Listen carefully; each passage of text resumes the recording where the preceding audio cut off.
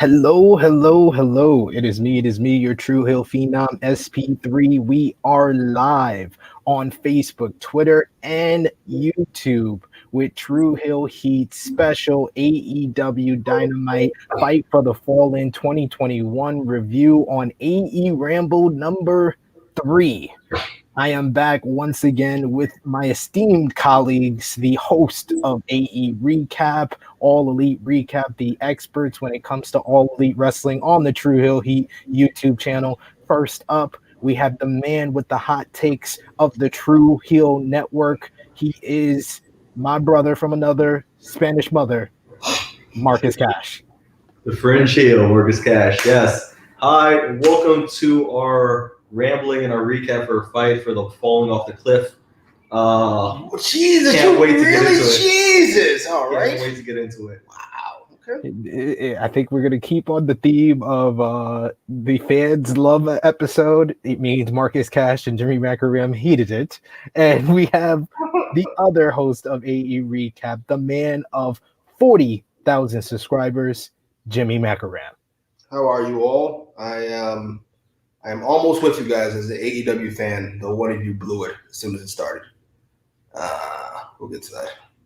Oh, here we go. Here we go. Of course, if you're watching this on YouTube right now, drop us a like, share this video with all your wrestling fans, friends, and family on all your favorite social media platforms. If you are new to the True Hill Heat YouTube channel, smash that subscribe button, hit the bell to stay notified for all the great content that we got here on True Hill Heat. You can also leave your thoughts in the live chat on this episode of AEW Dynamite Fight for the Fallen 2021. And if you want to guarantee you are a part of the show, send us a super chat, $1 or more. It not only greatly supports the channel, it helps us do more live streams exactly like this, but it guarantees that your take on AEW Fight for the Fallen 2021 is featured here. So fellas, you know how we usually start these. Give me one word to describe Fight for the Fallen 2021. I'll start with you, Jimmy. Half-asked. Or half-asked. That's one word, right? Half-asked. Yeah. So half-assed, yes. There we go. Mark, what about, Cash, what about you? Slingshot. We went this way. We went this way. And then we went that way. You're ridiculous. Absolutely.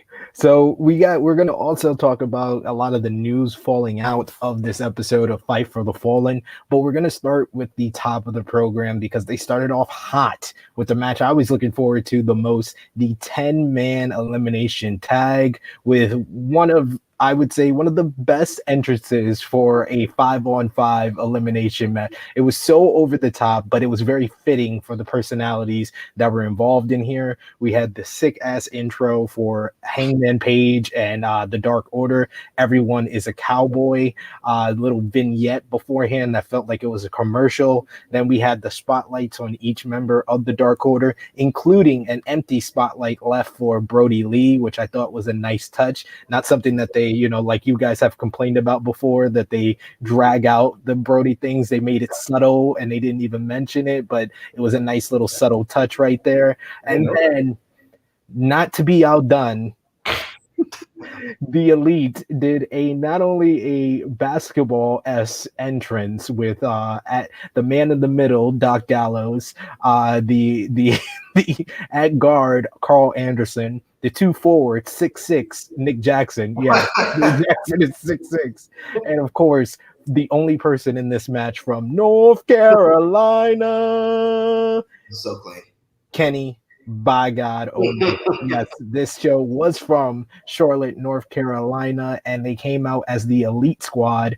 a little play-in with Space Jam. They had their little entrance through the banner. They're sinking shots on a hoop. And I will mention that Nick Jackson was the only one to make a higher percentage of his shots than everybody else. Me too, because Nick Jackson. Absolutely. And I like the numbers on the back because, of course, Kenny was number 23 because he's the Michael Jordan of professional wrestling in his eyes. You had Doc Gallows number 69 for obvious reasons. You had Matt Jackson, number 13, because his birthday is on March 13th, and that's his favorite number. You had Nick Jackson with 777 because he's a big gambler and he likes the jackpot. That's the number for any jackpot, and he does his trick shot jackpot thing on BTE. And then you had Carl Anderson, the machine gun, with 2012 because he was a G1 Climax finalist in 2012. So, but this match was a whole bunch of hijinks, a whole bunch of high spots. It was never dull, a whole lot of fun throughout. Alex Reynolds was the first to be eliminated. He was rolled up by Carl Anderson. And I know Marcus Cash was just like, perfect. Then we had Machine Gun was the next to be eliminated. He was given the fatality by Evil Uno and Stu Grayson. Stu Grayson was a star in this matchup. He went off. He was on fire. I've been saying it. Starstruck. I've been saying it. He was very good. He was incredible in this one for sure.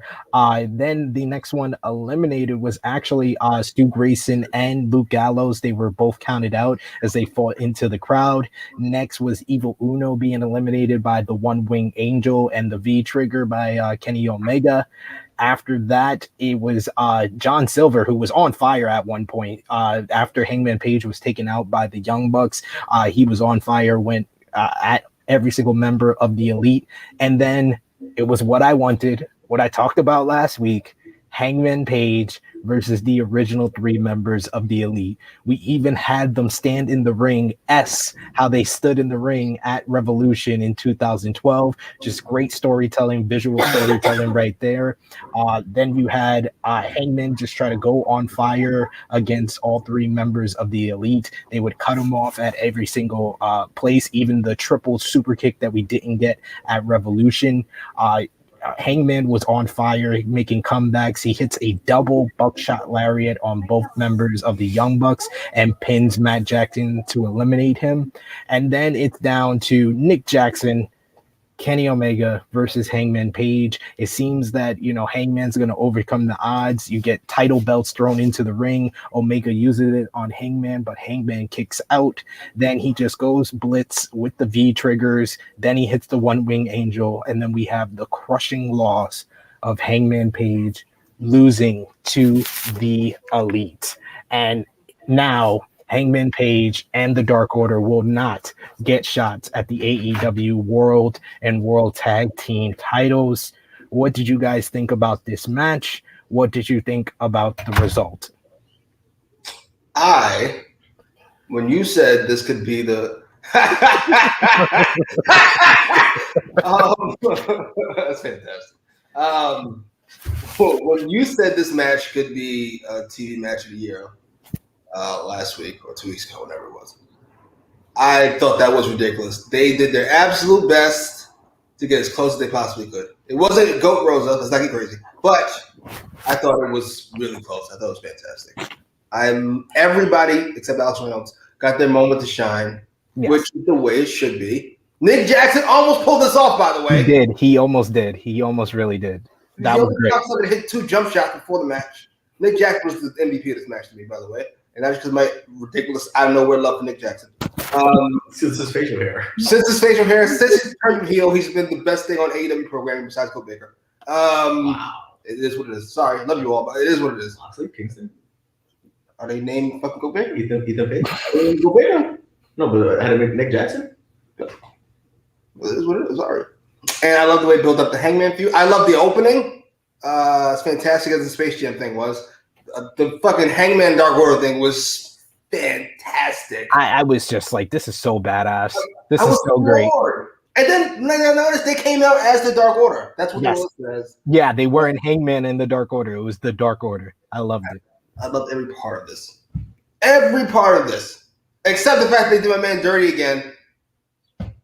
Rick Knox, because they hate Rick Knox. And anytime we're gonna have people looking stupid, it's gotta be Rick Knox. He's paid off. He's a paid official. I feel like we're trying to give him a pass now, after JR has crushed this man with his subtle 80s digs for the last fucking 2 years. Now I'm gonna say, oh, maybe JR, shut up. You already buried him. But somebody already dismissed it too. I think it was somebody who was like, no, he's not, or whatever he said. What'd you think? I too was floored originally, Sid, when you said this might be one of the best TV matches that they've ever done. And you and I disagree a lot about AEW in general. That's one way to put it, yeah.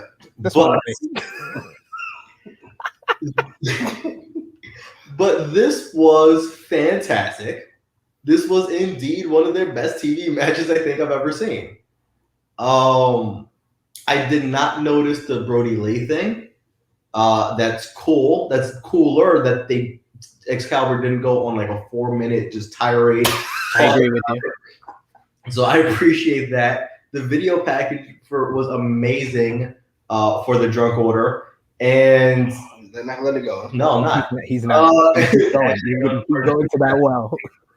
And then you have the Elite Squad. I like maybe they're trying to tie into getting another deal with somebody because that worked out so well later on in the night. But they, but I like the idea though that they don't take the Drunk Order seriously at all enough that they're gonna dress up as cartoons and slam dunk play basketball and do all these things with these guys. The match is fantastic. Stu Dos Grayson, MVP for me. That guy's fantastic. Yes. If I broke anybody away, it'd be Stu Grayson. But Hungy behind Stu Grayson, I'll even give him the tag team. But it could be 2 and 4. But yeah, I love this match. This match was great. I especially love the ending where you eliminate Matt Jackson before you give Kenny Omega and Nick Jackson the win because fuck Matt Jackson all day, every day. Fair. This was great. I have no complaints about this. This was the best. We were counting it. We kept looking at the minutes. Like, how long did the match go? 19, 20 minutes? With the video package, I think it was 26 altogether. I think it was in total with video package entrance 36 minutes. So your first like third of the episode was devoted to that, which is smart. I thought it was going to be the main event, but I think it was wiser to have that time for the opening by making it the opening match. Indeed. Hottest 36 minutes they've ever started with. So we're all in agreement in loving this matchup. What about the result? We got in the comments here, Mont Black. Thank you for joining us, good brother. Haven't seen you in a while. He says, "Yeesh, no one catching Stu Grayson's with that dive was painful to watch." Yeah, I mean that was a great looking dive, but him not just being whiffed on by everybody who just was like. Yeah, Matt Jackson really came up short there. Don't do that, Skip Bayless. Oh my God, you're ridiculous. You're ridiculous. Matt Jackson is LeBron James. His fault too. Alex Reynolds' fault too. Jesus Christ. Alex Reynolds with the superplex to Nick Jackson, and Nick Jackson not being caught at either was another one during this one. Wait a minute, fuck. Yes, that was a great spot. And JR goes right before that spot happens. What's he say? Oh, here it comes. Here it comes. That's the spot where everybody stands around like idiots. Like, that's hilarious. JR is just so annoyed. It's so annoyed. I see we got Frantic World. We got Fifth Generation Carney in the live chat here as well, guys. Of course, like I said before, you can send us a super chat. Make sure your comment is featured here. And of course, we got to get the JR gif in here. My God. I do want to mention also with the entrance for the Elite, I do appreciate that they brought back the Charlotte, North Carolina thing. But of course, Romeo has a Charlotte gift because anything that's about Charlotte, Romeo just has gifts for days, I bet. So give him a second. Give him a second. You gotta lead into that. You gotta lead in just in case he doesn't. Lead into it. Give him time, and he'll upload that. No, nothing's coming up. Hands are busy, right? There we go. There we go. Hands are busy. There we go. Perfect. All right. So we all like the match. What about the result? Were you guys disappointed to see Hangman lose here when it seemed like we were going to get Hangman Page versus Kenny Omega at All Out? But now that he's lost, it kind of takes that away. And it did deflate that hot Charlotte crowd at the beginning of the show as well. So what was your thoughts on the result? Mark, you look like you're so happy about this. I've been mystified at how poorly they've been handling Adam Page because we were going to get the title match and then we didn't. We were going to get the title match again now here and we're not. But I'm elated, actually. And I'm going to start with the lesser consequence. The Dark Order is not getting a tag team match because they shouldn't, for starters. But also, FTR needs to get their belts back altogether. Pride and Powerful should be getting title shots. I'm just going to use this hand in general. The Acclaim should be getting a title shot, even though the champions are heel. You've got Death Triangle, right? Any contingent of them, right? We have way better tag teams than any combination of Dark Order. I'm sorry, I enjoy them, but we do.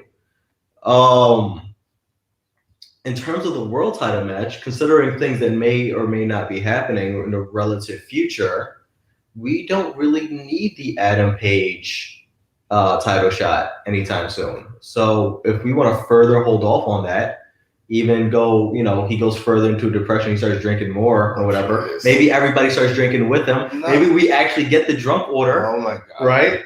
I'm here for those vignettes, those storylines.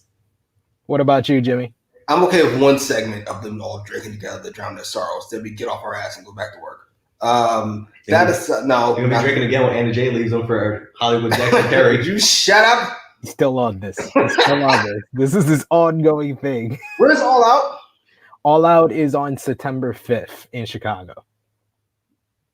I've watched too much wrestling to think this is the end of it. Like I watched Austin get fired 12 times. Like that's not how that works. I'm assuming Paige is gonna find his way into a title shot. Maybe not the Dark Order, which I agree with. Maybe Paige just finds his way into. This is the right call. If it also leads to a Paige title match. For this title? Do you think it needs to be at All Out? If it's not at All Out, it needs to be at a TV special almost immediately after. You cannot wait another pay-per-view to do Paige versus fucking Omega. You cannot. That would be too long.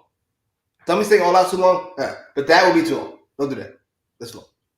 So this is why I asked this question, because it was reported in today's Wrestling Observer newsletter that Hangman Adam Page is reportedly no longer the desired opponent for Kenny Omega at AEW All Out.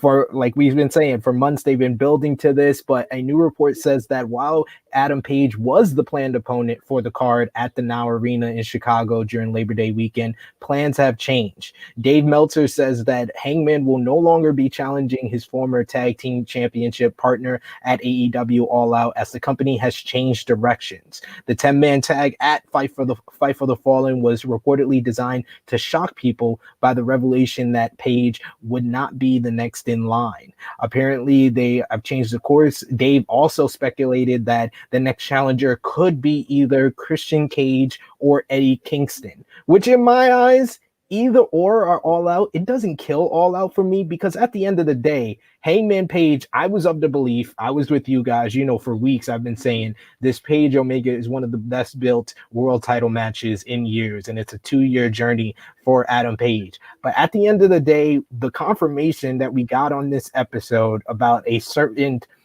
straight as savior coming into AEW, that's going to be the biggest thing at All Out. So do you really want that to be the overshadowing and grandstanding, basically, Hangman Page's moment? No, I don't want that for Hangman Page, because at the end of the day, that guy returning and having his comeback match for the first time in 7 years should probably main event in Chicago over whatever the AEW world title match is. So Omega versus Christian Cage, I'm fine with it. Probably Christian gets booed because he's not Hangman Page. Who cares? It's all going to be about CM Punk at this pay-per-view at the end of the day.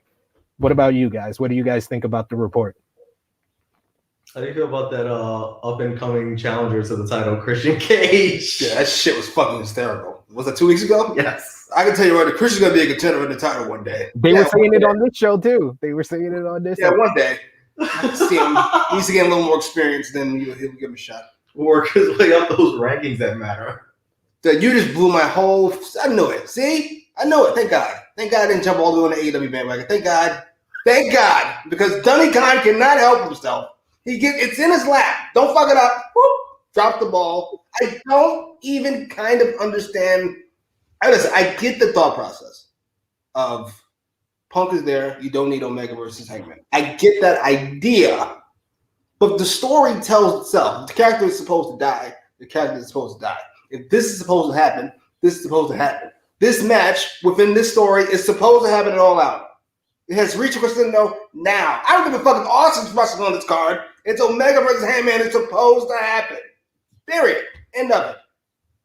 End of it. My interpretation is if you have a show called All Out, Oh, Jesus.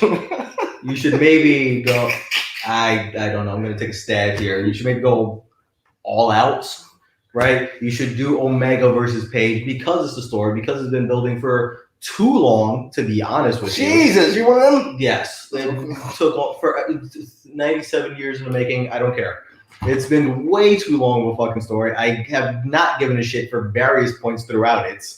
That's right. So we can finally get our payoff. We can finally come, right? We're right there.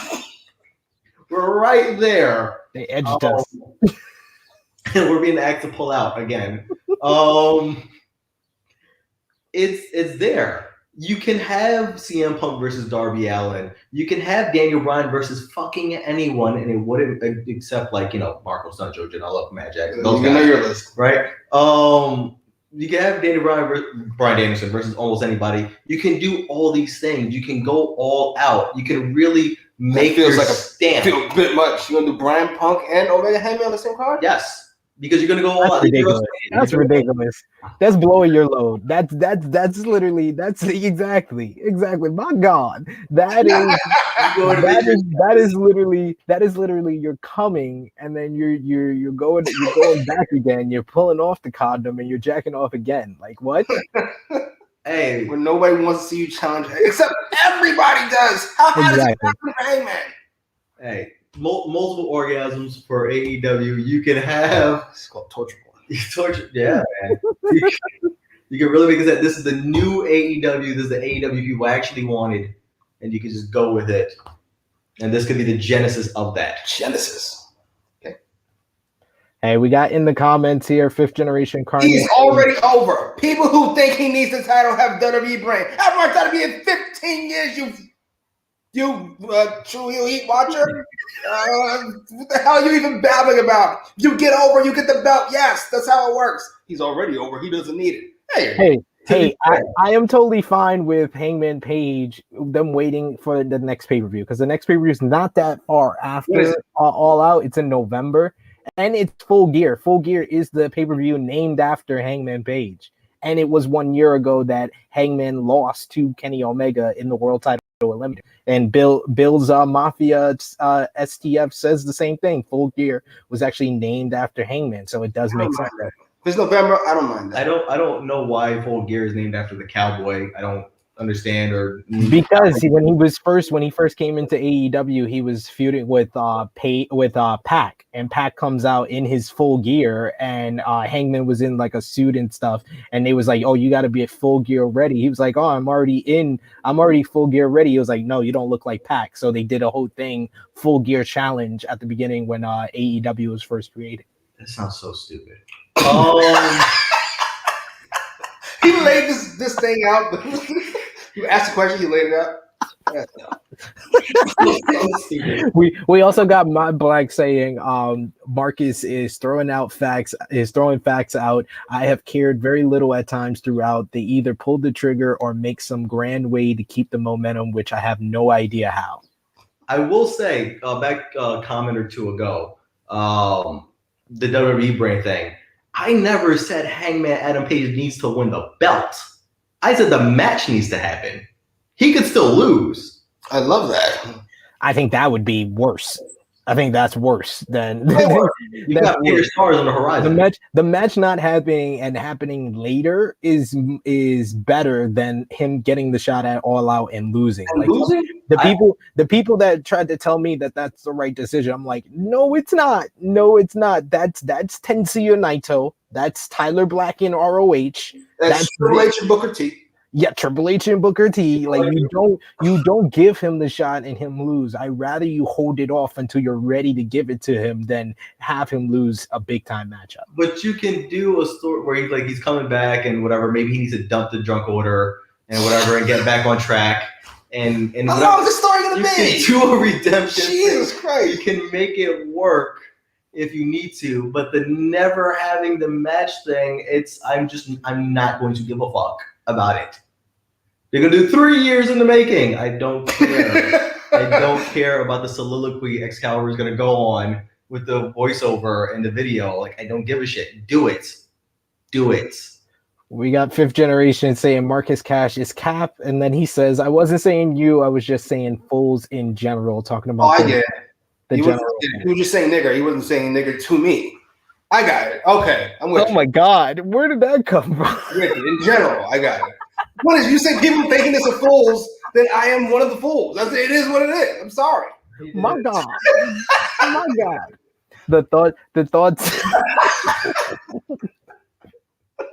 The thoughts and opinions of Jimmy Macram and Marcus Cash are not the thoughts and opinions Jimmy Macram alone.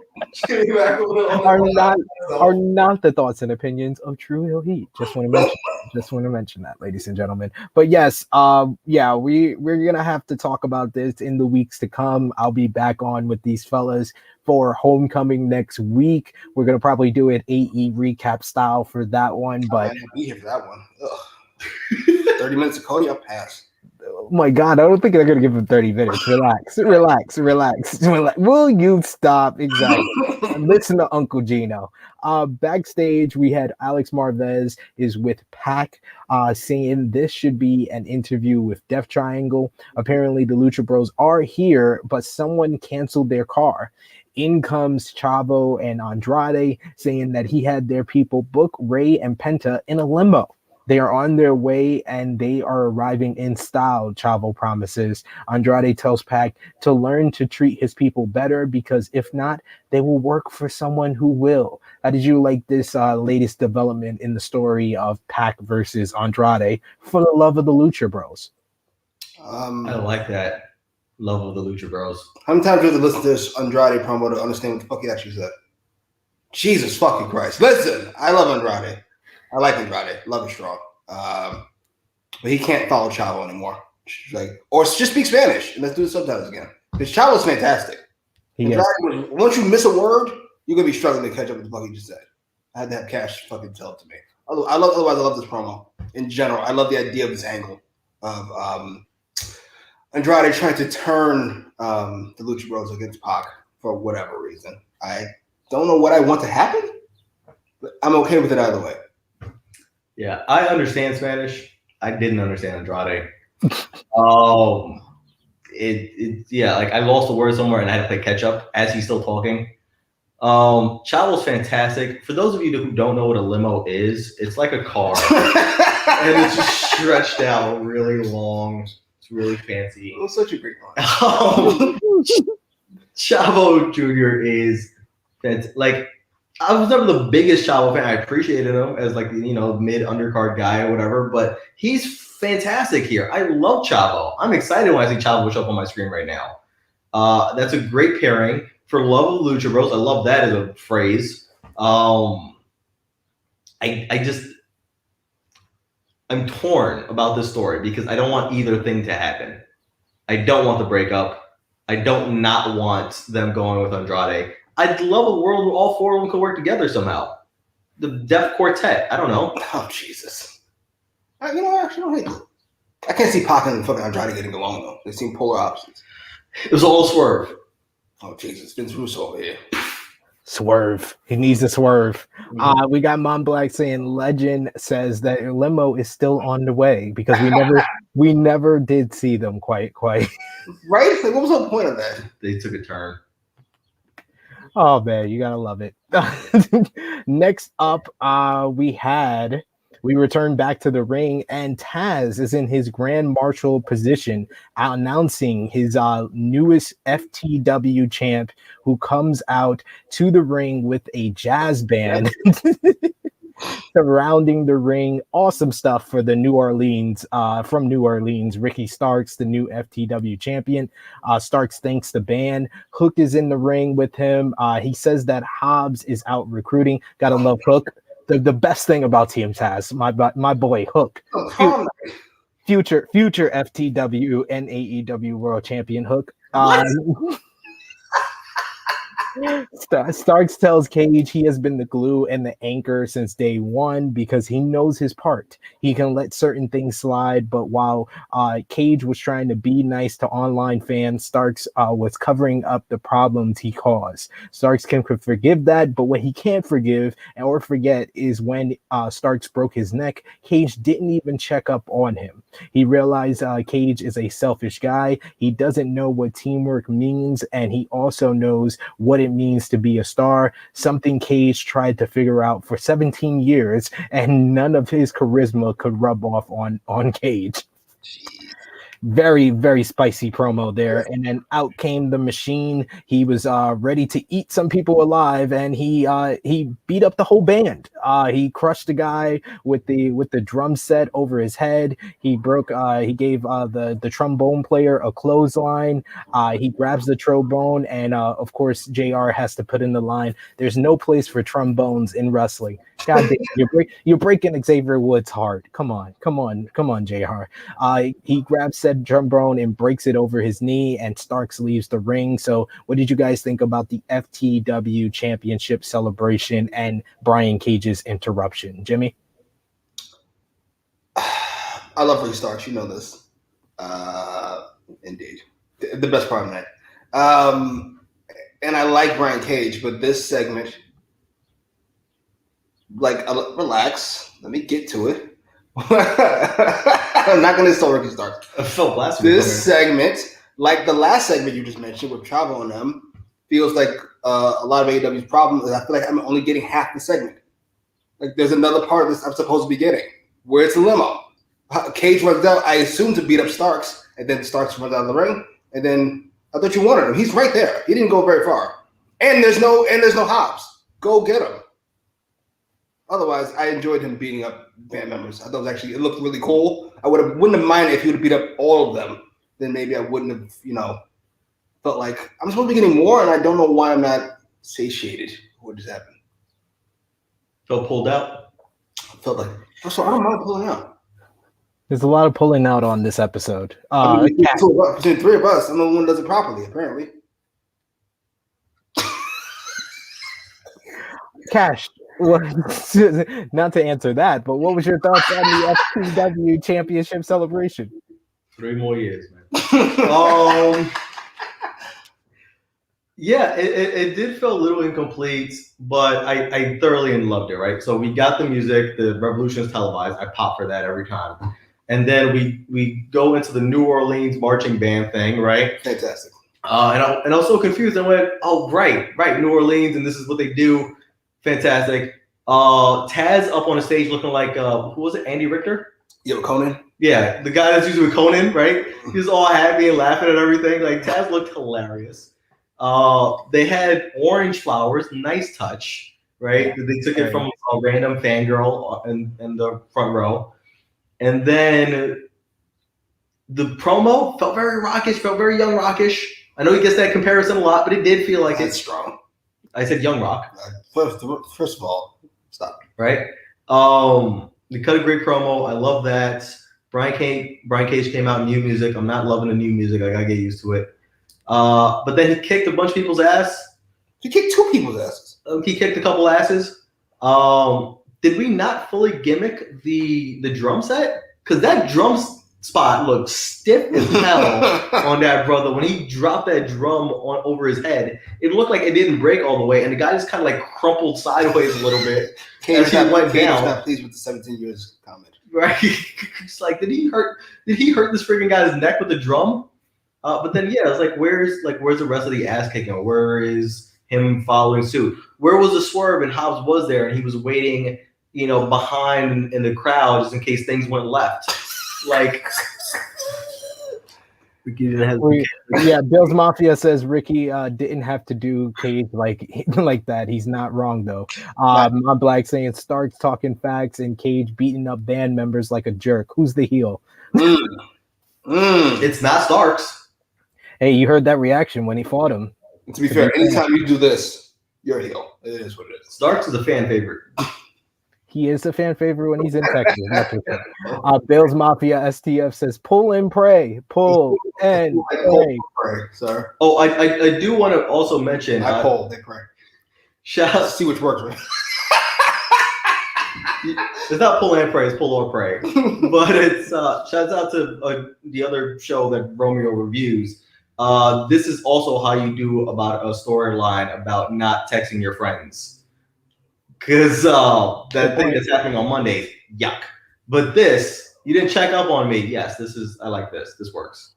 I like it. It's a good continuation of the Cage and Starks issues, and we're probably going to get another match for sure.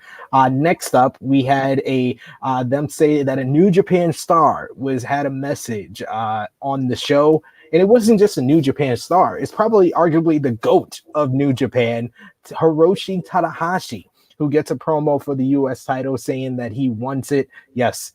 We can't use New Japan Pro Wrestling pictures, not even from AEW. So we have Stick Figure Tanahashi here saying he will challenge the winner of tonight's match and will take the title in a snap. What did you guys think about Tanahashi making a challenge for the U.S. Championship? I popped. I'm excited since you made me watch. I don't forget how many they had, but I watched like 4 or 5 of them. Him versus Okada. Yes. I'm really excited to fucking see this match. I was really excited to see him. I'm here for it. Cash? And I have an opinion. I don't know who this guy is. You should have watched the matches like Jimmy did. God damn it. This guy. I know he's a big deal because he's one of the 5 names I know. Right? Like I know Tanahashi, I know Naito, I know Stone Pitbull, even though that's not his real name, but I know that's his nickname. Ishii, yes, right? Okada. Right, that's 4. Yes, good enough. Yeah, I think I'm tapped. There you go. We got Fifth Generation saying the ace is in the place. A lot of people excited. Montblanc saying, "Bro, this moment had me spit my drink." The moment that he was on screen, or Stick Figure Tanahashi, either or. I don't blame you at all there. Next up, we had FTR with Tully Blanchard versus Santana and Ortiz with Conan. We had a nice little moment with the Pinnacle, telling the guys good luck in their matchup. Then we had Santana and Ortiz come out with Conan. This match was starting off very good. It was off to a pretty good start with the exchanges between the two teams. Santana going out there and looking like what, Jimmy and Cash? A goddamn star. Every single week. And Ortiz looked good as well. Same for FTR. But then we had an accidental spot where apparently Cash Wheeler had his arm stuck between like the top turnbuckle and the ring post, and it cut open his arm. His arm was split open, a very, very nasty cut, which caused this match to be cut short. Dax Hardwood basically went on his own. He took I think he took out Santana, and then he gave Ortiz the brain buster for the win. What did you guys think about the match, and how did you feel about it getting cut short because of the injury? I felt like they were in a rough spot, quite frankly, even before the injury. The first match after fucking 10-man tag, yeah, it just the crowd felt dead. They kind of got him back, but then the finish kind of fell flat because of the injury. I would not mind if we do this match again. And again. Okay. A lot? A lot. All the time? Because I felt like they were trying to leave some meat on the bone, but that ended up coming quite literal at the end. And so I look forward to a rematch. Let's play on words. I do what I can. He's a writer. He has a book. You should buy it. Nice plug. Yeah, I think professional is the word I would put for this match. It started off, the crowd couldn't appreciate it because they had that hot ass 10-man tag, and then they had a couple plethora segments to kind of like stretch it out. So they were a little dead, but these are two teams, the star of the tag team divisions, those two, even over the Acclaimed. Over Nick Jackson? Well, that's half a tag team. Fair enough. He's a great single star. Jesus. Who happens to be in a tag team. But Yeah, it was a really good match. It did also feel like they were holding a little bit back, but this seamlessness from when Cash Wheeler rips his arm open to when they go into the finish. And I didn't see, because I rewatched this like, what, 3 times, that particular part? Yeah. I didn't see where anyone else noticed that Cash got hurt. Cash was up on the top rope. He got hurt. He jumped down. He ran around to the side of the ring. He didn't really interact with anybody else in the match. He went straight to the doctor. But Dax, fucking ring pro that he is, he sees this. I guess he tells Ortiz, we're going home right now. You're going to eat a brain buster because I'm not going to tap you out with my move, because the only thing he ever wins with besides the big rig is that leg thing, right? He's going to eat the brain buster. We get a win with a signature move, which is not done enough. Agreed. Right? And we go home immediately. It's done believably. It's done professionally. And we get the hell out of there cleanly. This was smooth. This is professionals. Top. One of the greatest tag teams of all time. FTR. Top guys. You actually made me appreciate that randomly over the fucking brainbuster. Yeah. I love that. If this was any other team, I don't think Cash would be going in this hard. Right? Yeah, shit happens. Guy got hurt. What do you want? You had to end the match. Well, to be fair, Ortiz got hurt and Santana brought it home.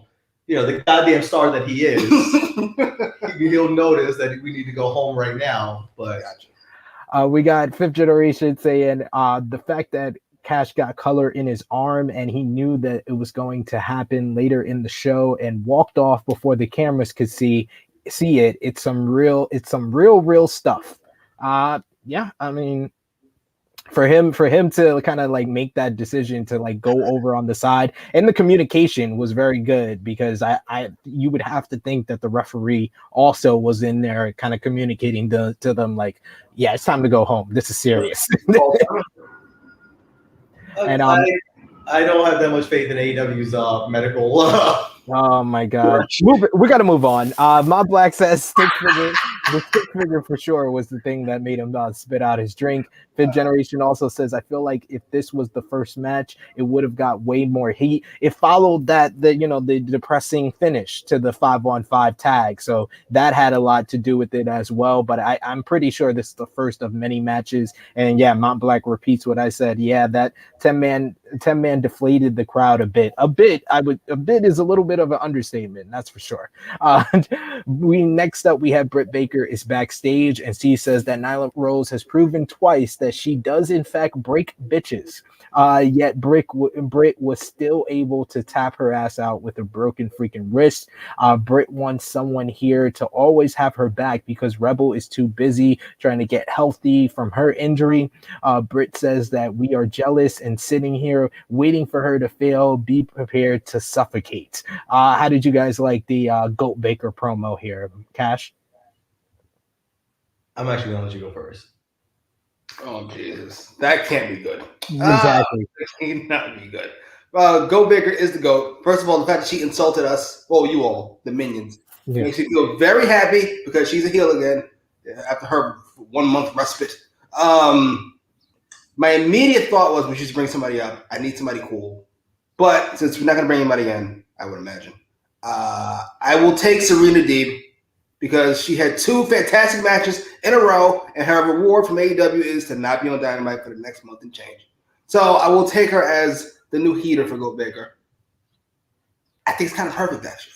I'm here for it. I'm thinking they do bring someone in. Hold on. Oh, Jesus. I was with you on the Serena Deeb thing because Serena Deeb, as far as I know, has no charisma whatsoever, but she's a really good wrestler. And Britt Baker's got charisma for days, and maybe can learn a thing or two in the ring still. So I did love that idea. I did see, however, that there might be the 2 biggest signings in AEW history potentially coming in. An iconic duo that might be coming in to be heaters for Britt Baker. The inspiration to the dentist. What's her name? Cassie Lee and Cassie Lee and Jessica McKay. Jessica McKay. The Iconics. Oh, iconic! Hopefully, Vic Generation says hopefully it's the Iconics or at least Billy Kay coming in here. I could see Ruby Soho, yeah, as well, Mom Black. I see he says I would love Ruby Soho to come in, but I can't see her as a bodyguard. I can't see her as a bodyguard specifically either. But maybe even she makes Britt Baker makes a deal with Smart Mark Sterling and Jade Cargill becomes her muscle. And that's how we build to them eventually Jade being the one to beat Britt for the title. I could see that. All the way out on that idea because that ruins the whole pitch for Mark Sterling managing Jade Cargill in the first place because it's about Team Jade, not Team Jade being behind somebody else. To each his own. Next up, we had Tony Schiavone has an announcement on behalf of Tony Khan, and I think Jimmy was so happy that it was Tony Schiavone making the announcement on behalf of Tony Khan and not seeing Tony Khan on screen because you were last week you thought that this would be the moment you would be proven right that Tony Khan would be on screen, but it was for Rampage. It was for Rampage on August the 20th. The second episode ever of Rampage will be airing in Chicago's United Center for an event entitled The First Dance. This led to a huge CM Punk chant from the Charlotte crowd, which AEW focused the fans on them chanting the name. We head to Alex Marvez backstage with Darby Allin and Sting, and Darby says he will be in Chicago. He's been around a lot of men that have laid claim to how they are the greatest, and there's only one place to really prove that, and that's right here in AEW. Even if you think you are the best in the world. And that got the huge gasp from the crowd as Phil Brooks was at home thinking, is he talking about me? What did you guys think about the announcement for the United Center for Rampage on August 20th?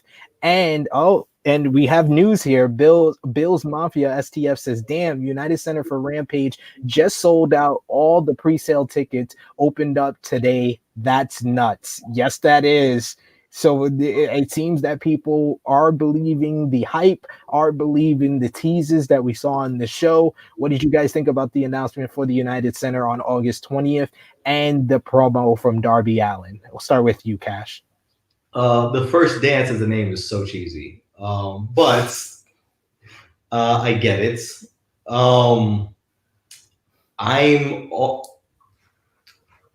They better have signed Punk. Let's put it this way. If they do all of this and Punk is not there that night, I don't know how they recover, honestly. Because that's all the jerking and none of the payoff. You got Chicago, you've got United Center, you've got zooming in on the fans chanting Punk, you've got a CM Punk reference, right? You need to have CM Punk there. He can have his own name because he owns it. He can even have that song because that's a licensed song, and Tony Khan has already laid the groundwork to the fact that he will pay for songs.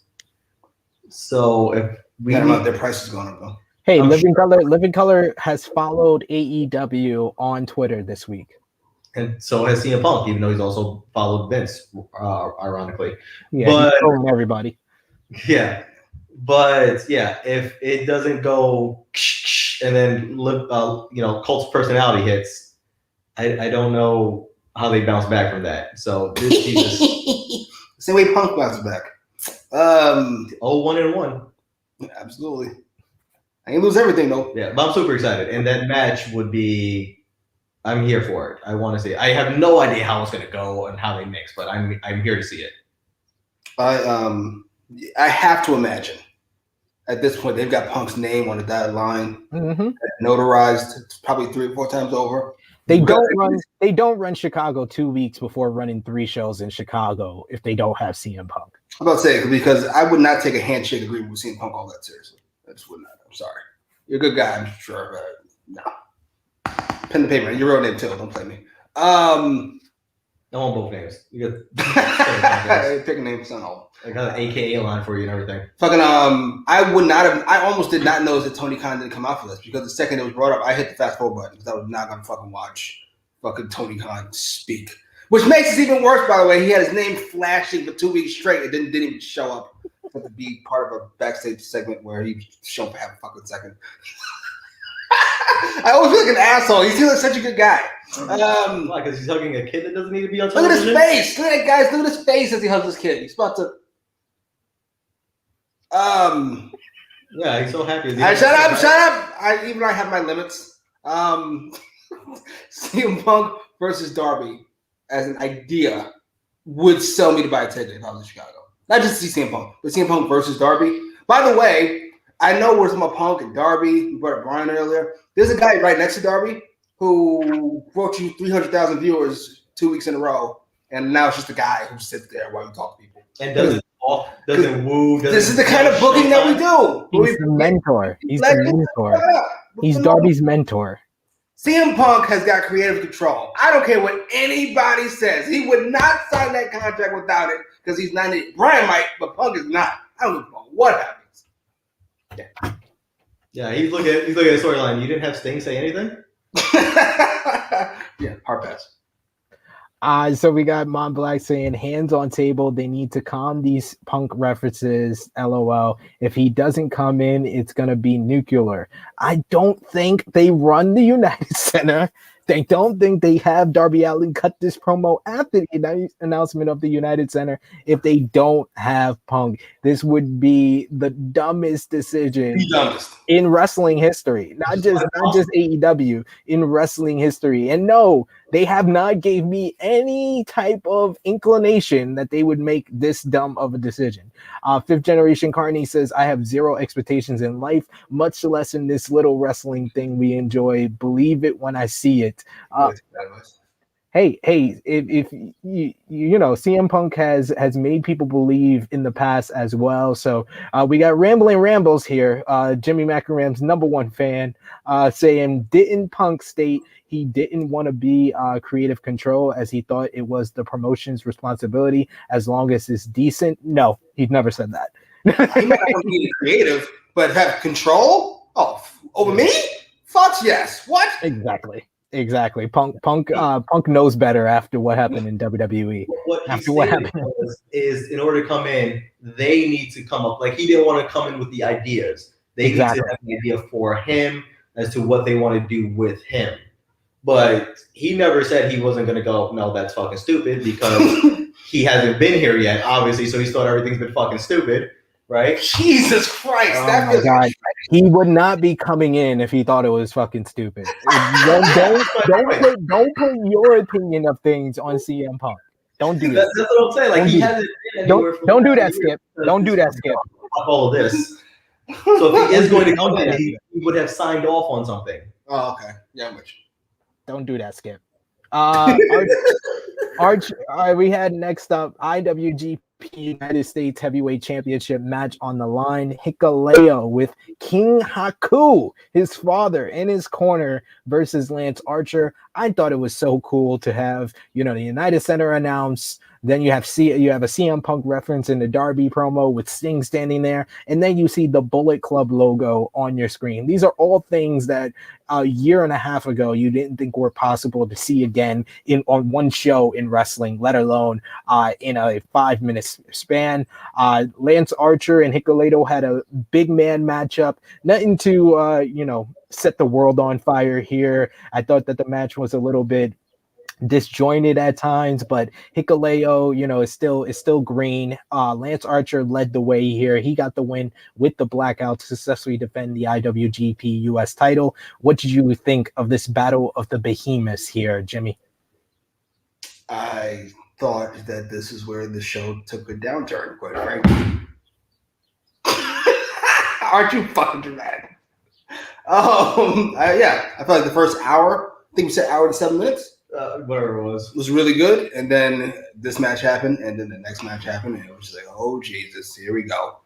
It picked up for the main event, at least for me. But I didn't know he was that green. Why are we putting him in there with Lance Archer? Oh, I could answer that question. We got a fantastic Haku moment that happened during the commercial break. What? You do not give us the tongue in death grip during the picture-in-picture, please. Why would you do that? Why would you do that? He had to fire Kevin. I can't believe Kevin up for this. commercial breaks would fall under TNT. purview. So that's his fault again. This TNT's fault. TNT control where the commercials go. Who? TNT. But they should be timing their show to the commercial. Yeah, we're writing a show here. What do you mean? We should know how long your show's running. You know when the commercial breaks. Hey. I would say Ming does what Ming wants to do. And even if Tony Khan or somebody said, do the tongue and death grip when we were on camera, he did it when he wanted to do it. That's hilarious. That's why Jake Roberts wasn't at ringside, because he was like, I don't know what Ming's going to do. What do you think? That's fair. Yeah, I also had, because I don't watch Japan, so I had no idea Hikuleo existed, first of all. But I didn't know how green he was. Why he was in this match? Obviously, it's because Haku's around. We can get Haku. We can pay Haku to show up on TV. So that's why we do that. This match stunk. Oh shit! I was not here for. If you wanted to kill a crowd after the 10-man tag, this would have been the perfect match to follow that 10-man tag.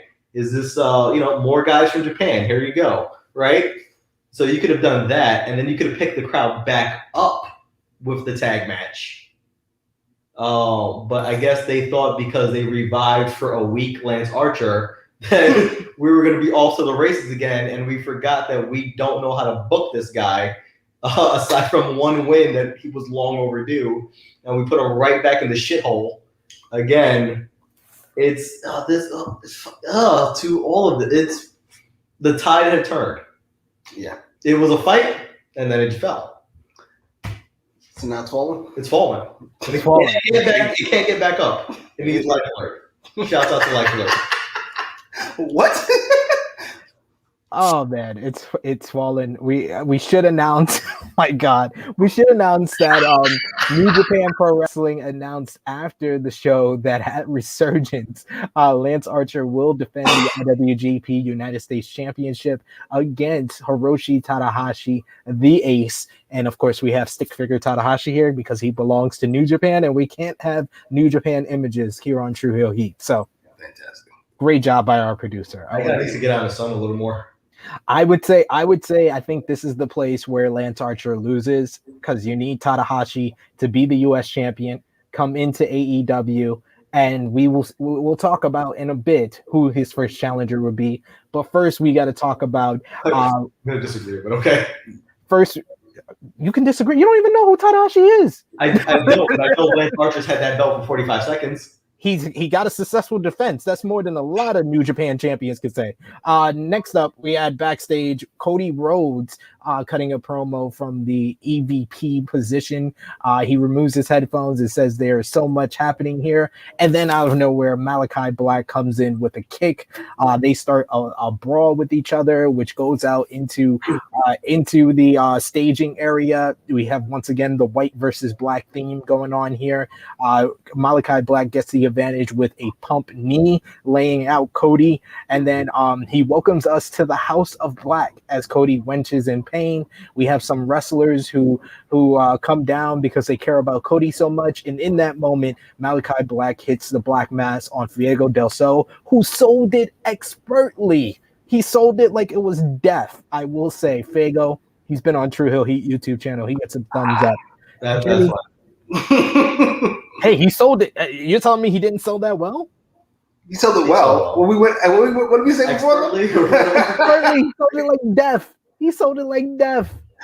I'm not jacking off FTR like you did 5 minutes ago. So all I said, he sold it expertly. He sold it like death, and that's what the Black Mass should be sold as. Jimmy, what did you think about the brawl and the reaction for Cody as he got booed from the Charlotte crowd 1 week before Malachi Black and Cody go at it at Homecoming? You said Cody started by saying there's a lot of things happening. That's not what he said. What he said was there's a lot going on in this world. And I went, oh, fucking God, here we go with this over-the-top goddamn promo. I cannot. And then he got fucked up. And I was like, okay. Thank God. Thank God. Thank God. I was, I'm not going to blame Malachi Black for this. I don't know enough about him to know his personal tastes. But I feel like his gimmick is his idea. And then everything that's been built around it has been Cody's. The fact that Cody wears all white, fact, we got this stupid fucking tree thing that they do with the fucking split screen. What is this? This looks like it's God versus the devil. This is the dumbest shit I've ever seen. Do you know who is God? He's our God. Do you remember that guy who fought the Undertaker? Mordecai. Yes. Yeah, that's right on my alley. That was the beginning of the end for me. Yeah, I want to like this match. I'm not excited for this thing at all. From the beginning, I like the way that character looks, Malachi, but or Tommy End.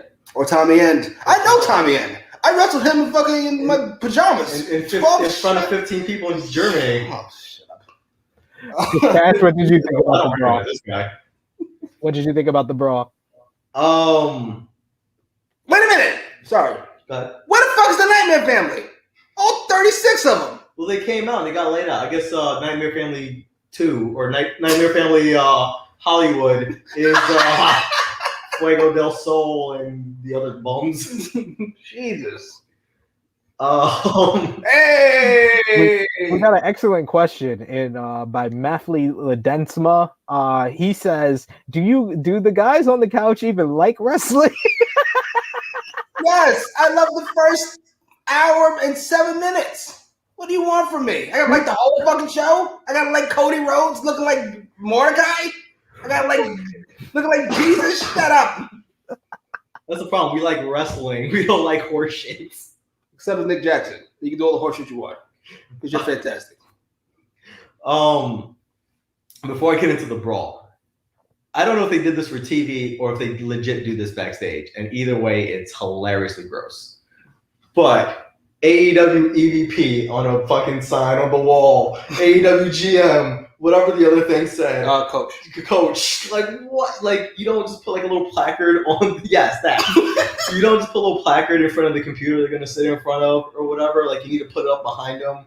Like, that felt so staged and stupid, but I believe that they might actually do that in real life. And they used to do that all the time in like WWE and WCW. Oh, like the director's chair. Like yeah. Oh, really? Oh, just that's. Oh, God. Anyway, the brawl. I like the brawl. No, Maxon. Do you guys like anything? Do you complain about everything? Hour and 7 minutes. What do you want? Yes. But the brawl was great. I love the brawl. Brawl was fantastic. You see, I can like something. The brawl was great. Malachi kicked Cody's ass. I'm always here for that because I'm so sick of Cody. If Cody can get his ass kicked all the time, I'm here for it. But, you know, whatever. I had the same thought. Where's the 18 million people in the Nightmare Family? Right? How is he able to kick the EVP Cody's ass so much all the time? So, I don't know. They don't want no smoke. They don't want no smoke with Malachi. I get it. What was that fucking comment? He literally watched the boot to the face. Yeah, he literally watched it. He literally watched the boot come to his face. I can just see him watching the monitor. Like, what the fuck's that? Oh. Slam and Sammy Jones says, felt like Cody was going to start a 10-minute promo. Yes. This is one of the few times I enjoyed having my expectations subverted. Yes, I agree with you there. Next, you had... Don't forget Cody ended racism. Yeah, this is true. It should be noted that we didn't get QT Marshall's apology for Tony Schiavone because he's going to do it next week in Jacksonville in front of Tony's family. I know you guys are happy that we didn't get QT on this episode, but disappointed that we're getting him next week, right? Well, I'm a wrestling fan, so I have to like everything wrestling shows do. So yes, I like this. I enjoy this. I can't wait to watch this next week. No, WWE would never. What's the other taglines we go by? No, can we get QT? There's no go, and we've given up on Camarado. I assume for whatever reason, QT doesn't need to be on TV. The other guy, the one that lost Bailey, he has no need to be on TV either. So can we just not do that? Because there's a list of things we cannot do, right? Like have Marco Stunt on TV, have Cody cut 10-minute promos, particularly about racism, have QT on television whatsoever, Dustin Rhodes also. Like, there's a lot of things we could not do, right? Can we not do the QT thing? Hey, Matthew Desmond agrees with you guys. He says, thank God we didn't get QT. Worst thing on Dynamite, he has the charisma of a wall. Ironically, he doesn't even have the charisma of the Wall from 20 years ago. So there's that. Hey, to each its own. But next up, it was a trios match. Jurassic Express and Christian Cage versus Private Party and Angelico of the Hardy Family Office. This was short, sweet, to the point, 5 minutes or less. We had the cool little moment with Luchasaurus doing a triple German suplex. Looked goofy. I don't know why they didn't let go of each other's waists, but it was a cool moment. It was a cool moment. Christian got the win after Luchasaurus hit a choke slam on Quinn, and then Christian hit the frog splash for the victory. Following the matchup, as Christian was going around the ring, Blade came out in a hoodie with a mask and knocked out Christian with a brass knuckle shot. So he's continuing on with his brass knuckles gimmick. What did you guys think about this trios match, and then Blade coming down to set up a match with Christian? I actually did like the match for what it was. As you said, short, not waste too much time on this. Everybody get your shit in, including a fucking triple German suplex. And then we go home with a frog splash, which I'm appreciative of, by the way. More matches should be one with signature moves. If Kenny Omega won with the V trigger every once in a while, I'm able to take the move seriously. That's not the point. The point is the Blade with the brass knucks. I'm okay with it. Even though he knocked out future world championship contender Christian Cage one day he'll get there. I know it's a continuation of the Matt Hardy feud, but it feels like Christian is heading in the wrong direction and has been for at least ever. When he showed up, we went from Matt Hardy to the Blade. We went from Omega to Matt Hardy to the Blade. That's what we did. This feels like we're heading the wrong way. Yeah. And you know what further points that direction? What? Who was the Blade's last feud? Orange Cassidy. Orange Cassidy. And he lost it. And he lost it. So the guy who's beneath Orange Cassidy now, right? We have Christian going to do this way, and he's meeting the guy who's also going this way. And we're going here for future world champion contender Christian Cage. I assume they're trying to get him a lot of wins so he can. Yeah, that's what I think. They did mention that he's undefeated during this match, that he was the number 3 ranked, and that he would move up in the ranking due to Hangman Page having to give up his number 1 spot after the loss in the opener. I don't understand this ranking system. He has to give up his number 1 spot. So what's he go to number 2? And then when he wins a match, he's back number 1? No, is he off the rankings altogether? I don't know. It's going to be interesting. We're making this up on the spot. Yeah, pretty much. It's almost like we should throw the whole damn thing out the window. But it's just you, Tony Khan, and Go Baker who care about this ranking system. So what does me and Go Baker have in common? You're out the club. Anyway. Oh, got him. Got him. Nice. Kick me out of my club. Kick me out of my room. But yeah, it's so I wouldn't mind this match itself going a little bit longer, a couple minutes longer, actually, considering there's 6 people involved. And it wasn't too watered down with the pet running around. But it's the perfect 3 from HFO in this match. I don't like Christian with the other 2 whatsoever, but you're gonna do whatever you're gonna do. But yeah, it could have went a little bit longer, but the whole Blade versus Christian thing, why? It's why. I'm over it again. I'm back to not wanting to see Christian again. I'm over it. We got 5th Generation saying, please get rid of Luchasaurus and Marco Stunt for Jungle Boy's sake. He's echoing what Marcus Cash believes. Hollywood Jackson Perry. Oh, Jesus fucking Christ. Don't do that. He had to get it in. He had to get his shit in, like this matchup here.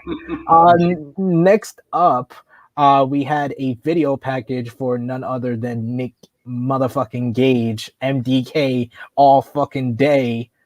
Marcus Cash's least favorite person on the show. But then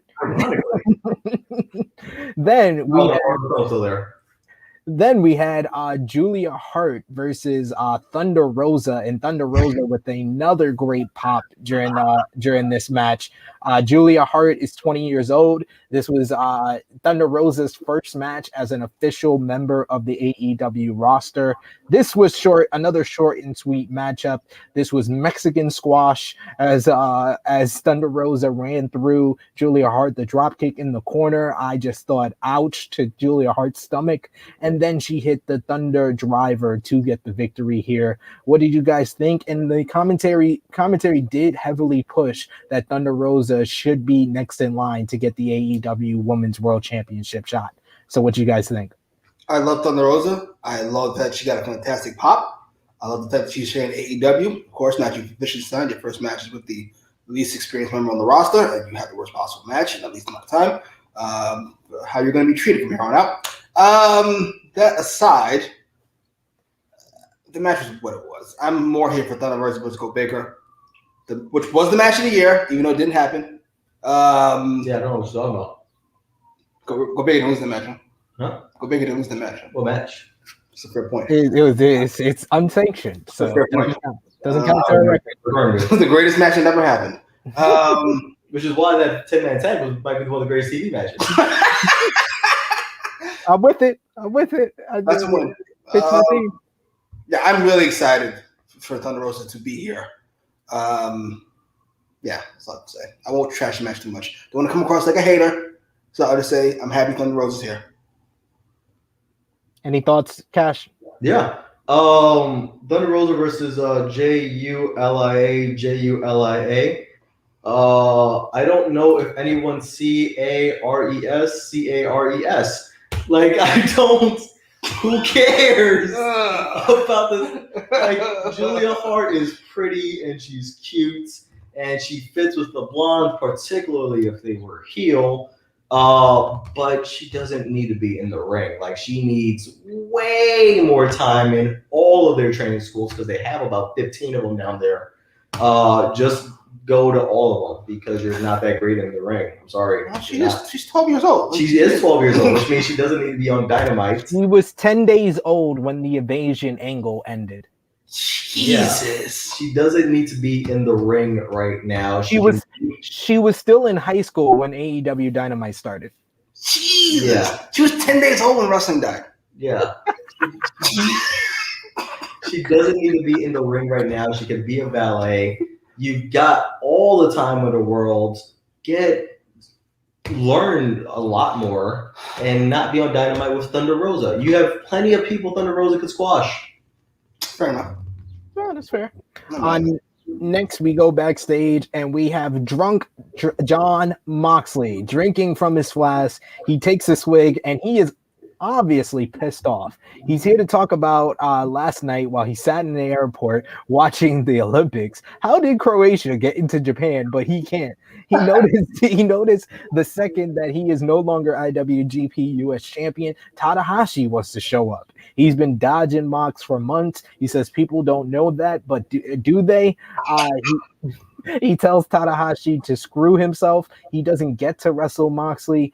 He's just sent a stack of contracts and see what comes through the forbidden door. He is the door. Maybe Tanahashi is the only smart one here. Maybe he's learned. The door might be open, but nothing good is waiting on the other side. I thought this was the best promo on the goddamn show.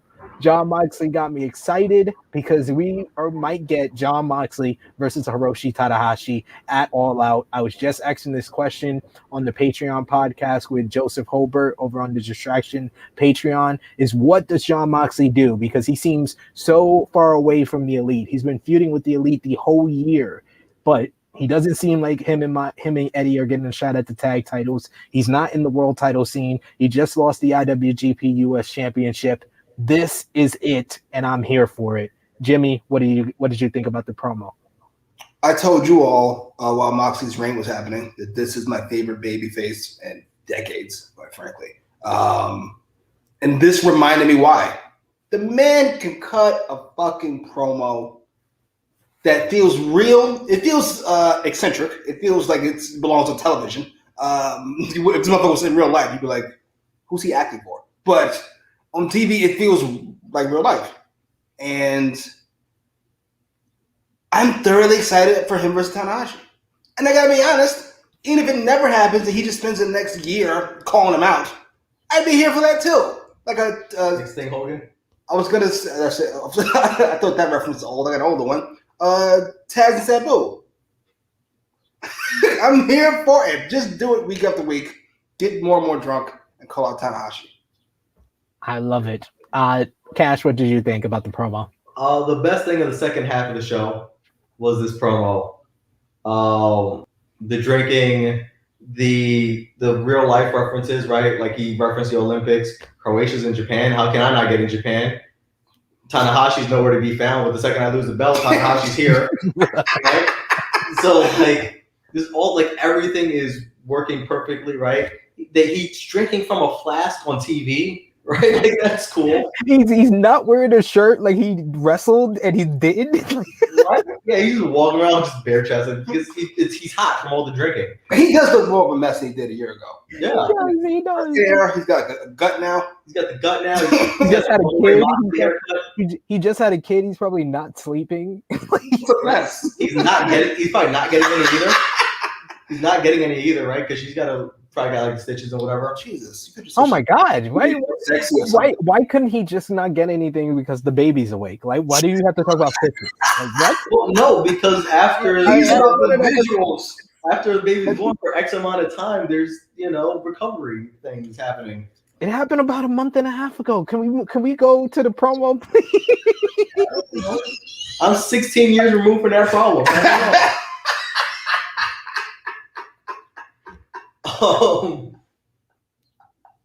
I don't remember the exact time frame. All right.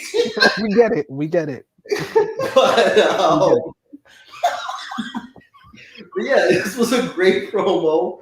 Best thing in the second half of the show, and I'm here for whatever comes of this, including this guy that I don't know. So there we go. And next, of course, was the main event of the evening. No rules match. Nick motherfucking Gage, or as Justin Roberts called him, Nick freaking Gage, versus the Painmaker, Chris Jericho. We started off this matchup. Of course, MJF was on commentary eating popcorn because he was ready to see a massacre. Chris Jericho looking like a circus clown with his Painmaker attire. But Gage starts out by basically swiping at the air with a pizza cutter, which swipes at Jericho's arm. So Jericho is already bleeding to open this match. We lost Jimmy. Gage hits a spine buster. The two men fight to the floor. Jericho throws Gage into the barricade. We then get a superplex by Nick Gage to Jericho. He then hits a very sloppy Falcon Arrow for a 2 count. He then busts open Jericho by throwing him into the ring post, and then he uses the pizza cutter on Chris Jericho's head. At that point, that's when we went to commercial break, and the symmetry, at least what we thought was synergy between TNT and their ad sponsor. A pizza cutter spot into a Domino's pizza commercial. Yes, MDK. It's no matter which way you slice it. Absolutely. Nick Gage, when we come back for a break, he's bringing out light tubes. He also brings out a plane of glass. We get the glass set up with on two chairs, and Jericho hits a Hurricane Rana off the top rope into the glass. What a spot there. Yeah. Nick Gage with the glass on the floor. He gets the upper hand and he power drives Jericho onto the glass. Just brutal stuff. At this point, Nick Gage is also bleeding. We get broken light tubes over each man's head. Jericho taking the light tubes. That shocked me. Taking the light tube over the head, across the back. He was bleeding from his arm and his back and his head. Jericho then gets control. He also stabs him. He stabbed him. I called it. He stabbed Jericho in the head with a broken light tube. It was gruesome. This was a real death match on cable television. Nothing you ever seen before. But Jericho had a trick up his sleeve. He goes back to his Japan style. He brings out the green mist to Gage's face. Then he hits him across the head with a light tube. Then hits the Judas effect for the win. And Chris Jericho wins labor number 2. Following the matchup, MJF is pissed. he actually quotes the pipe bomb promo saying that Jericho is sitting there in more pain than he's ever been in his life, so he can listen to MJF, and he tells him that his next labor he will have to perform a top rope maneuver. And he goes back to their first promo with each other in 2019 when Chris Jericho told MJF that his parents were watching him versus Juventud Guerrera on TNT, and they had a baby, and pop, here came MJF, and MJF asks, who is Juventud Guerrera? And he said, look it up, kid. And MJF says that he did his research, so he says next week his opponent will be the Juice. Juventud Guerrera will go one-on-one with Chris Jericho. First time in over almost 23 years. Hoovy versus the man that made him unmasked in WCW, Chris Jericho. He must win with a top rope move. All right. Yes. So what did you guys think about the No Rules match? Let's go to Marcus Cash. He was very against Nick Gage being here. So what did you think about the finished product? We loved John Moxley versus Lance Archer. I did. That was the hardest core matches, aside from the Britt Baker match that never happened.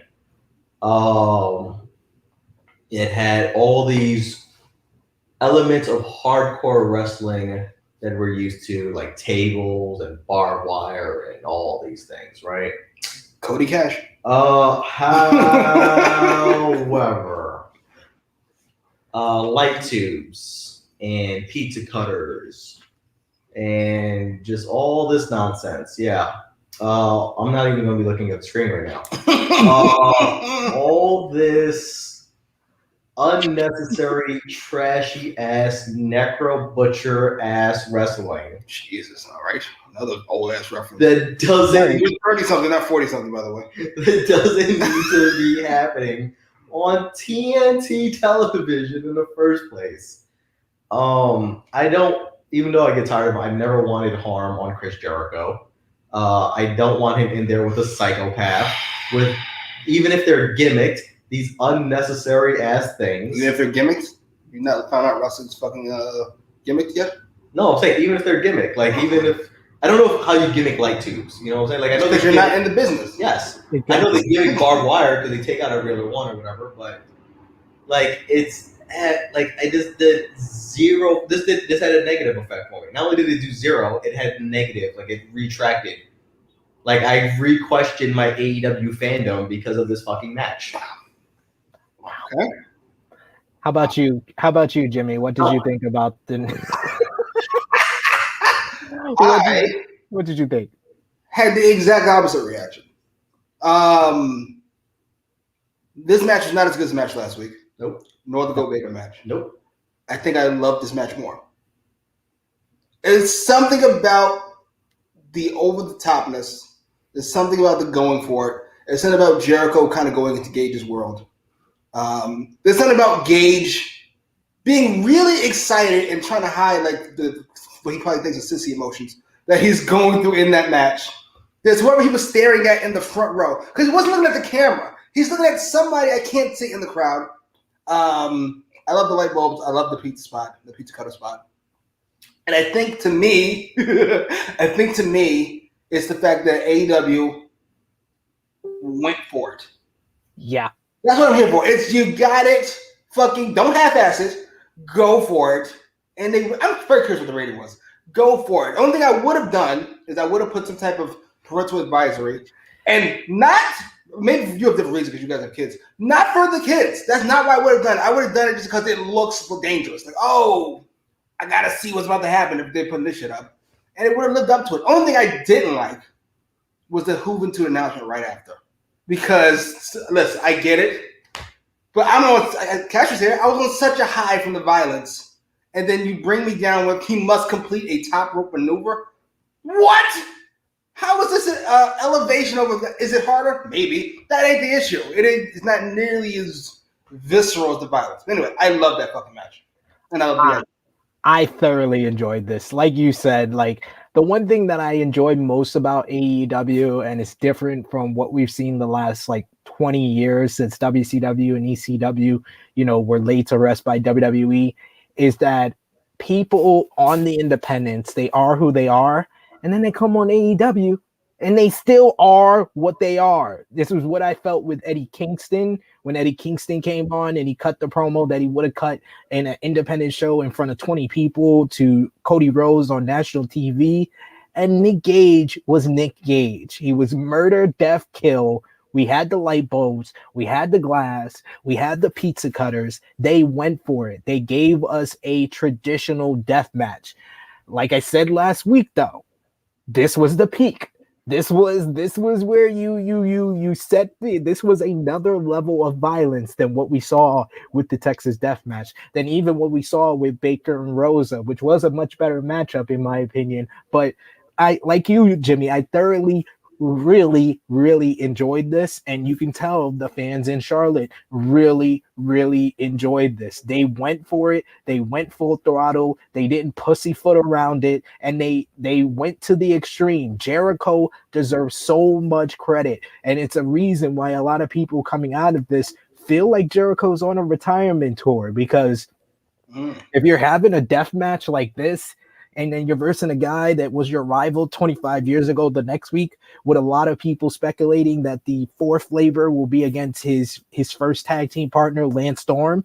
This feels like a retirement tour, and it feels like the fifth labor will be MJF versus Chris Jericho in a retirement match. And maybe that's how Jericho goes off with Fozzy, and then you figure out some way to bring him back when the tour is over. But I feel like this is building to something big at All Out. So I really enjoyed this, because I didn't expect it all. I expected we were probably going to get more barbed wire.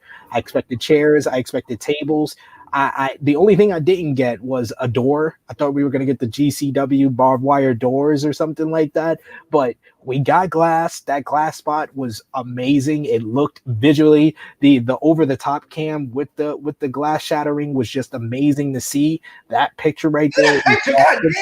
It's awesome. It's awesome. All of this was amazing, and it really got over with the crowd. And even someone like Dave Meltzer, who said he didn't like the match, he rated it 4 stars because he was like, the fans did. The fans liked it. So no matter how... Yeah, it's 4 out of 8 or 4 out of 12 or how many fucking stars we're doing now? 4 out of 7. But hey, but we also got to talk about, fallout with this matchup. We had Domino's Pizza is devouring any knowledge of involvement in AEW's bloody telecast Wednesday night, which showed one wrestler slicing his opponent head open with a pizza cutter. They also said they will be advising, looking into their advertisements with AEW following this matchup. That's why I do repeat, I think that AEW should slow down with these bloody death match type brawls, because even though it has been producing pretty good ratings, I feel like this is 4 weeks in a row, and that's 4 weeks too many in a row. So they need to give us a break and maybe do something on pay-per-view in the future. Jason Michael Campbell says, who the hell is Nick Gage? I'm not interested. Well, all the people in Charlotte, and when you see them in GCW, they care a lot. Mark Lloyd said Nick Gage is a disgrace. Fifth Generation says the MDK is trash, fake gang members. Ha ha ha. I dare you to say that to Nick Gage's face. Uncle Greg. Uncle Greg says it's APK and AEW. Yes. He does look kind of like Nick Gage a little bit now. He does without the hair. Mark Lloyd says, what? Go watch TNT Extreme or death matches in UK, bro. What they did on AEW was trash. Hey, to each his own. That's your I love that. The truth doesn't turn on you. Yeah, I won't be watching that either, but yeah. Hey, it's fine. Rambo says he's right. Like Cardona in Mexico, they throw money in ring after a classic. They chuck garbage in the ring at end of Cardona one because it was exactly that. No, they threw trash because they didn't want to see Matt Cardona win. But we're talking about Chris Jericho versus Nick Gage here. And Heel Steven on the other side of the spectrum says, Nick Gage is my guy. Hashtag Stone Steve. Yes, he's my guy too. MDK all fucking day. His connection with the crowd is like no other. Like I said last week on AE Recap, Nick Gage is loved and adored by the fans. Nick Gage is versus Tony Khan, please. That's the only match I'd want to see Gage in again. I'm here for it. You agree with that, Jimmy? Absolutely. Let's do it. Let's do it. Non-sanctioned. I'm here for it. Whatever happens, happens. A whole harmless agreement between Nick Gage and Marco Stunt. In fact, I might put some money on this. Actually. Marco Stunt was on the GCW show, so I'm not surprised. You're not going too far off there. I'm not surprised whatsoever. I didn't comment on the Hoopin' thing. Isn't he like 47 years old? He's in his 40s. Yeah, he's definitely in his 40s. Well, Jericho's 50, to be fair. Mark Lloyd says, so much for surprising us. God, AEW and Tony Khan can't help themselves. So they see, you got people in agreement with you here, Cash. You're not alone. Matthew Ledesma saying, Jericho must complete a Brock Lesnar shooting star press to win. I would love to see Jericho that. will be dead. I would love to see that. He met like Brock Lesnar did. I really hope 4 is accurate. I'd love to see Lance Storm in the ring again, though. Can I comment? Wait, Yeah, how close are you with let me see hither. M. Sidgwick from What Culture? M. Sidgwick? I'm not close with him. I'm not close with anybody from What Culture. Great. I have a comment. But go ahead. Can you quote what he had to say? I will. Ready? I was about to be a huge AEW fan. I'm on the bandwagon. I love Punk, I love Bryan. The death matches, I feel like they're really going for it, besides Tony Khan's bad booking. Here's what he said. The labors of Jericho is such wild, masterful, long-term storytelling. The escalation in testing what he's capable of, the total jaw drop of the reveals, the strong in-ring, weekly doses of MJF being a giddy piece of shit, it's magnificent. None of that is accurate. First of all, the labors of Jericho is not long-term. It's 5 weeks. That isn't long-term. And it's not masterful storytelling. It's a part of the long-term story that's all out last year. The labors of Jericho is masterful long-term story. That's what he said. It isn't. It's not long-term and it's not masterful. It's good and it's fun, and that's the end of it. M. Sedgwick, you stink. That's my thoughts. My thoughts alone. Hey, you're entitled to that. The people at What Culture, sometimes they make ill decisions like blocking me on Twitter. Oh Jesus! You just set him up for that. Mont Black says I'm gonna give that a down. He says definitely not for me. I didn't really care about this match, but I did pop for when fans caught a souvenir to the face. God, jeez. Oh boy, a lot of spicy opinions. Thank you guys for joining us live in the live chat. Give your rating here, because I'm gonna ask the fellas out of 10 what you gave this episode of AEW Dynamite. Ramble. You have to actually watch the show to give it a rating before you do. Marcus Cash, what did you give it out of 10? 5.25. 5.25 out of 10. Jimmy, what did you give it? I don't know what I gave last week's. I'd be giving you gave last week's, I think, an 8.5. So yeah, about that 8. I really like this episode. I always shouldn't put my rating right after the show because I'm on a high usually of excitement. I gave it a 9 immediately after the show, but I'm gonna give it an 8 out of 10. It's an 8 out of 10 show. I will say there was stuff in the middle portion that I wasn't too enthused on. A lot of shorter matches. I don't like the decisions with the booking of the women's division. I want more for people like Thunder Rosa, Britt Baker, Serena Deeb, Riho. I love a lot of their women's, Jade Cargill. I love a lot of their women's division, so I want to see more from them. So that's why I will subject it and say it was an 8 out of 10 show this week. Now, LVP. Let's start with LVP this week because I think Cash will have an easier time with this one. Right? But Jimmy, I will start with you. Who is your LVP for this week? Jesus, that's a struggle. I will go with Tony Khan. I believe in that was a struggle. He's just easily reachable. I know he did something wrong this episode, so I'll grab Tony Khan. Otherwise, it would be it's Tony Khan. Sorry. Fair. If your opinion, movie announcement at the end, poor production, and not announcing after you had your name plastered on the fucking program for 2 weeks in a row. Tony Khan. Cash, who's your LVP? Very obvious. Chris Jericho. Wow. Okay. Yeah. Nick Gage is going to Nick Gage because Nick Gage can only do what Nick Gage does. It ain't a lot, and it's all trash. Chris Jericho, however, is the one that puts himself in that position. He's the one who dresses up as a clown to come to the ring. He's the one who seeks out the 47-year-old Juventud that we haven't seen in forever. I think he last wrestled 2013 or some shit for his next labor. He is the one that does this top rope finishing match move after the death match, which was after the chair match. Jericho, retirement tour or not, he's off his rocker and he's off his rocking chair, and I don't know what's going on with him. Jesus. Wow. Right. Entitled to your opinion. LVP, I'm gonna go with Hikuleo. He was given a big time spot here. I didn't expect much from him, but this was definitely a big step down from where Lance Archer was last week, and it didn't really live up to them finishing the show last week and hyping this matchup. So I'm gonna go with him as LVP. I'm not gonna say Hangman Page, even though he's like low key. He's like low key at the end of low key. He always taking L's. Yeah, he's always taking L's. He's a sentimental favorite, but he is going to be my honorable mention for LVP this week. And I did see a question here in the live chat from Fifth Generation Carney. He said, "Is the show on every Friday?" No. We do the lives for some of the specials for AEW Dynamite. AE Recap usually will drop on either a Friday or Sunday, but stay assured, we're going to have announcement about more live streams for you. I see that you do enjoy your True Hill Heat live, but we're going to have some more live content, but stay on the lookout. We're going to make an announcement about that.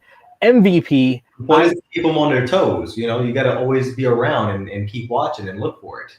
Exactly. They tell you when it's happening. You gotta hit the notifications. Got to hit the bell. Always stay notified. Exactly, like CM Punk here.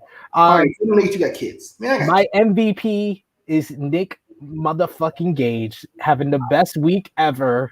He was in the hottest the biggest independent wrestling match of the year against Matt Cardona. Then he's in the main event of AEW Dynamite, and AEW Dynamite this week did 1.1 million viewers once again, third week in a row, over 1 million. And MDK was one of the highest rated segments, so people wanted to see themselves some Nick Gage. So I'm here for it, and he is my MVP.